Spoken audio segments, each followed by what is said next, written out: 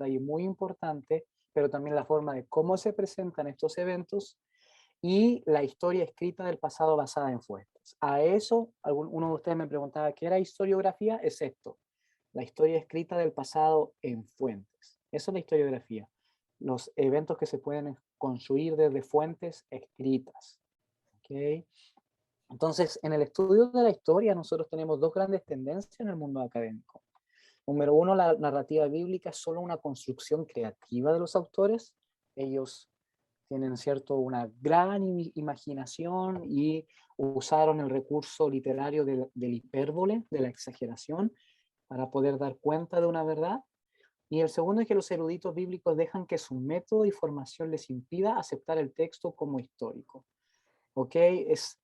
Y esa es la segunda tendencia, de que la mayoría de que estudian esto y que dicen que al final los autores veterotestamentarios simplemente interpretan algo de forma hipérbole, un evento histórico, y ellos no ven más allá. Entonces estos eruditos que dicen eso, simplemente su formación les gana, su formación científica y académica en una sola dirección. Porque como les digo, ellos no ven la historia como un instrumento antropológico y social, sino simplemente como un instrumento científico.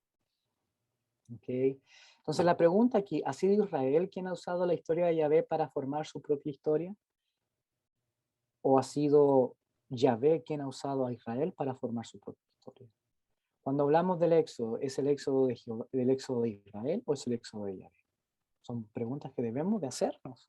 Entonces, mi forma de enseñar la historia es que ha sido Israel el que ha usado Yahvé como instrumento de identidad. No, no ha sido eso, sino que ha sido el mismo Yahvé, ¿ok?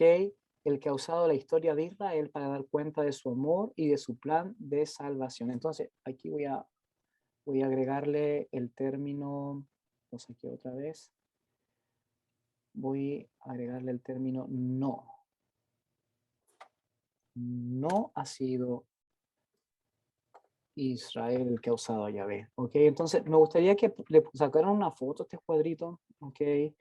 Porque las demás religiones son eh, las que tú ves claramente que su sociedad está basada en su teogonía, en su cosmogonía, en los orígenes de los dioses, en los orígenes del universo, y tú te das cuenta porque nunca los poderosos son confrontados, jamás, jamás son confrontados. Si hay hay un faraón que se quiere casar con su hermana, bueno, escribe que los dioses también se casaban con su hermana. Hay un gobernante que quiere robarle la tierra a sus súbditos, entonces escribe que los dioses dan como ellos quieren. Entonces, en las demás religiones de la media luna fértil que rodean a Israel, no hay una confrontación contra la injusticia y contra el, el desacato de los poderosos, de los que gobiernan, de los reyes, de los profetas y de los sacerdotes.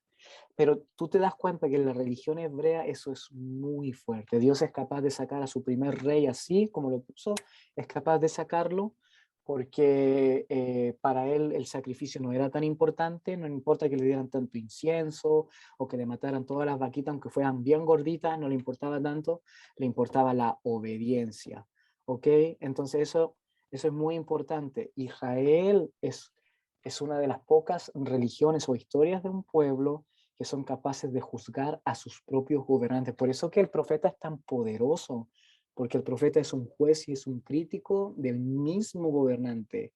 Algo que sí tenemos luces en otras religiones, por ejemplo, en, en la religión fenicia, pero no es tan fuerte y jamás esos escritos de esos profetas van a quedar registrados en el libro sagrado, como sí quedó en la Biblia. Porque, ¿y cómo sabemos eso? Porque simplemente se han encontrado inscripciones, pero no están en los libros sagrados. Entonces, la Biblia es o la historia de Israel se construye en base del conocimiento de su Dios. Es Dios quien construye a Israel y no es Israel quien construye a Dios. ¿Ok? Entonces, la próxima semana Vamos a ver estas 4 palabritas, sáquenle una fotito, por favor, para que la estén investigando ahora, que tiene que ver con las falacias modernas que se oponen a la historia en la Biblia, ¿ok? Esto lo van a encontrar en el autor Kaiser, en su libro Historia de Israel en el 2016. No es mío, no es una novedad en mí, pero sí me parece muy interesante. Hay una quinta falacia que no la incluí porque creo que es redundante a las otras, a la tercera y la cuarta, pero si ustedes quisieran leer el libro de Kaiser, de Walter Kaiser, lo van a encontrar ahí en el capítulo 2. ¿Okay?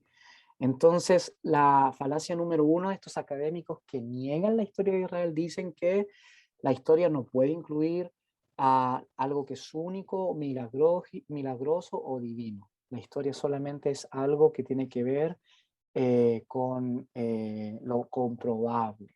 Número 2, la historia no puede incluir nada que no tenga documentación externa. Es decir, si tú no tienes fuentes, no puedes construir historia.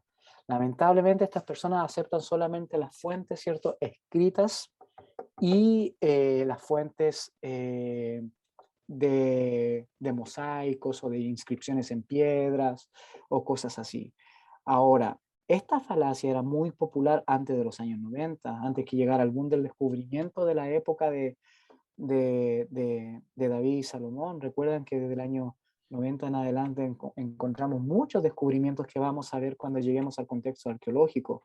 Pero antes se decía de que si no tenía documentación externa, ya sea escrita en un rollo, en un papiro o simplemente en una piedra, en un mural, en una cueva, entonces no podía hablarse de historia. La tercera falacia tenía que ver con historias con la historia que no puede incluir narraciones de individuos. Es decir, para ellos historia no es historia, sino habla de algo general, de una nación. Pero cuando empieza a hablar ya de individuos, estamos hablando de filosofía de la historia, de interpretaciones, de moral, de ética, pero no de una documentación básica y objetiva de la historia de un pueblo. Y la falacia número 4 tiene que ver con que la historia no puede estar enfocada en individuos como formadores del tiempo, pero sí en factores sociológicos que influencian el cambio histórico. Es decir, las personas, los hombres que escriben, no pueden decir si algo estuvo bien o algo estuvo mal, que haya proporcionado un cambio histórico importante, si no tiene una documentación histórica que avale ese cambio social. Entonces, por eso que la Biblia para estos eruditos no es aceptada, porque ellos ven la intervención, la edición, la registración de tanta gente que metió mano al Antiguo Testamento y no lo ven como un proceso estructurado, donde hubo fuentes, donde estuvo el evento, donde hubo fuentes claras y todo. Y aquí el problema con esto es de que nosotros no tenemos las fuentes eh, escritas proto, proto-canon. Nosotros no las tenemos. Sabemos que hubo fuentes. Sabemos que los escritores, muchos de ellos se tomaron de otras fuentes, porque incluso la misma Biblia dice que existieron los escritos de Natán, los escritos ciertos de otros personajes que hoy no tenemos, y sabemos que los escritores veterotestamentarios se usaban de esas fuentes, pero no las tenemos. ¿Okay? Y quiero que vayan pensando en esto porque la próxima semana vamos a meternos con todo en esto. Vamos a hablar del contexto histórico de los patriarcas hasta el rey Saúl, o hasta Samuel en este caso, un poquito antes de Saúl, pero también vamos a hablar de estas falacias.